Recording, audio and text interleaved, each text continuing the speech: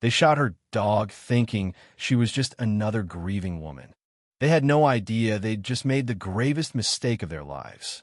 The crack of gunfire shattered the quiet evening. For a moment, everything froze. The world seemed to hold its breath. The air hung heavier, the sharp scent of gunpowder mingling with the sweet freshness of newly cut grass. But all Quinn Harlow could see was the still, broken body of her dog, Ranger. Her protector, her only family in this quiet neighborhood, now lying motionless on the pavement. Blood pooled beneath his thick fur, turning the concrete into something macabre.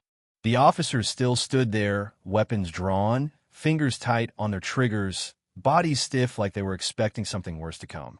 But the threat they imagined was nothing more than a beloved pet. Quinn stood frozen on the porch. Her chest rose and fell in sharp, deliberate bursts.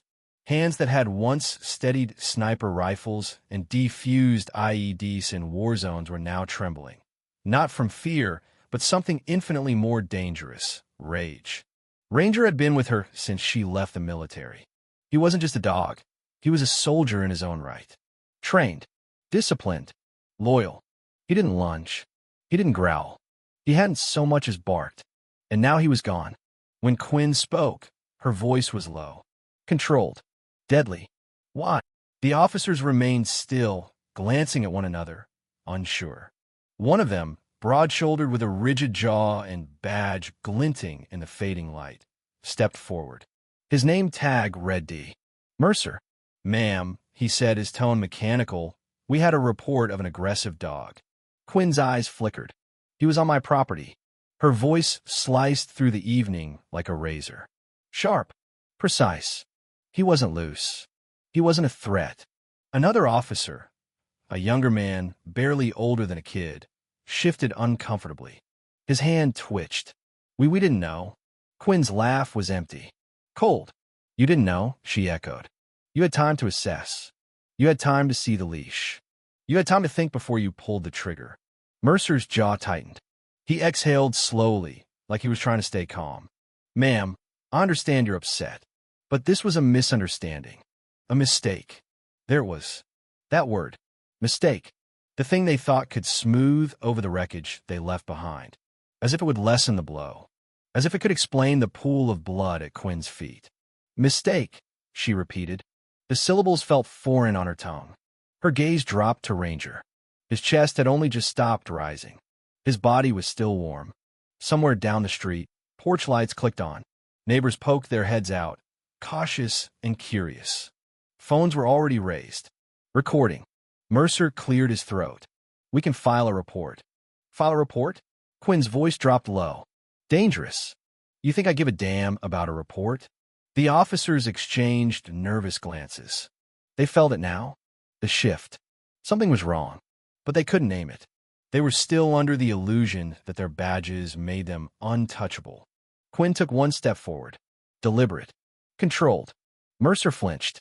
His hand jerked toward his holster. "You should leave," Quinn said quietly. There was no room for argument. Another officer, eyes wide, whispered, "Come on, man. Let's go." Mercer hesitated. Then, without another word, he nodded. The officers retreated to their patrol car, leaving behind the stench of smoke and guilt. Quinn stood there, fists clenched at her sides, watching their car disappear. They thought this was over. They had no idea who they just crossed, but they were about to find out. That night, Quinn didn't sleep. She sat on the floor of her living room, Ranger's collar in her hands, staring at the door as if he might walk through it. His water bowl was still half full. His leash hung by the door, untouched. The house, once alive with quiet companionship, now felt emptier than it had ever been. But grief wasn't new to Quinn. She had lost soldiers in combat, brothers and sisters in arms who never made it home. She knew how to compartmentalize. This wasn't combat. This was war. At dawn, she showered, dressed, and walked out the door with purpose. The local precinct wasn't far. She didn't call ahead. When Quinn stepped inside, the room quieted. Officers and clerks froze mid-task. Eyes flicked up to the woman who now stood at their front desk like she owned the place. She did. She walked straight to the sergeant's desk. He was stout, balding, with a nameplate that read R. Tompkins. He didn't bother to look up. I need to speak to your commanding officer, Quinn said flatly. You'll need to file a formal complaint, Tompkins replied, sliding a clipboard across the counter.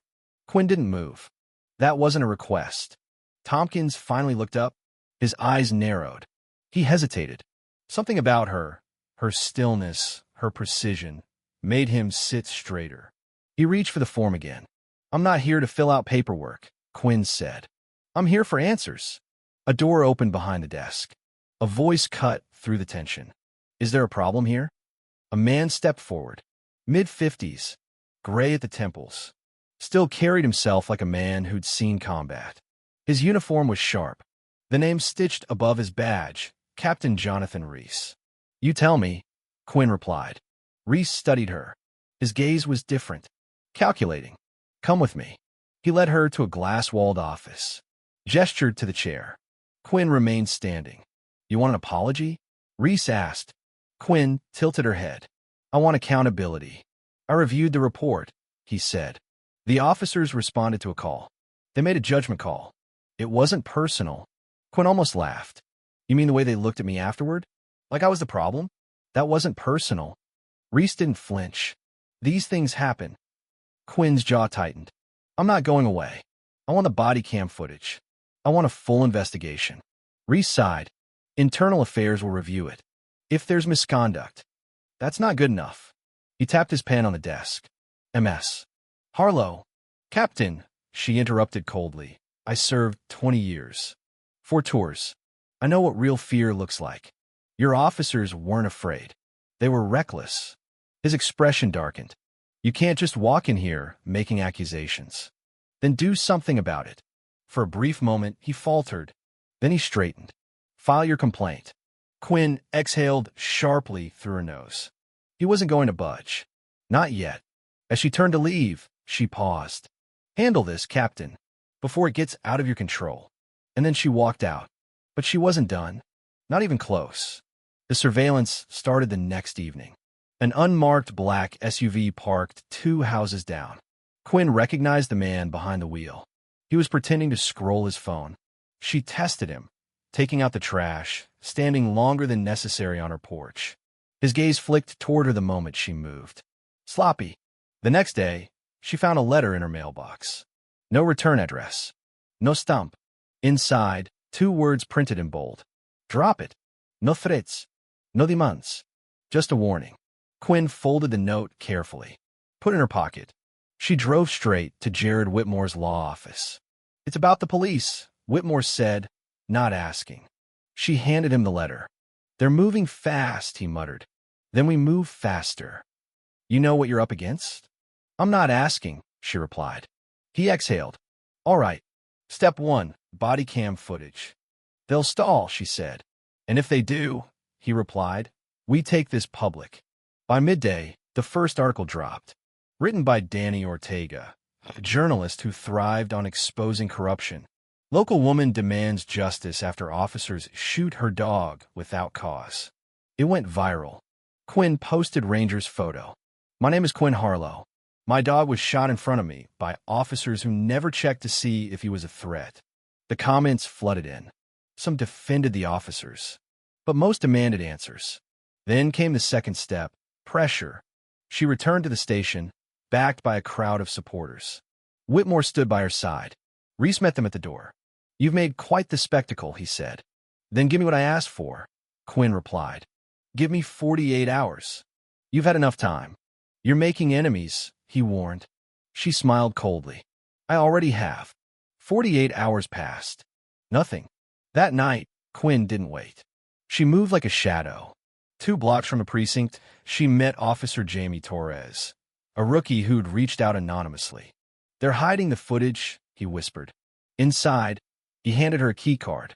Quinn disabled the cameras. She found the files, downloaded the footage. Seconds before Captain Reese arrived, Torres covered for her. Go home, kid, Reese told him. Quinn slipped out. The footage told the truth. Wilcox, Mercer, had shot Ranger without warning. Then fabricated a story.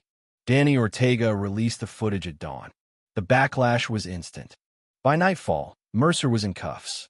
Quinn stood silent in the crowd, watching Reese try to contain the wildfire. That night, Quinn stood in her yard, staring at the place Ranger used to lie. Danny joined her. "What now?" Quinn took a deep breath. "Now I make sure this doesn't happen to anyone else." Danny smiled. "You thinking about running for office?" Quinn gave a hollow laugh. "No, but I'm not done fighting." She turned back toward the house. Because this time, they would see her coming.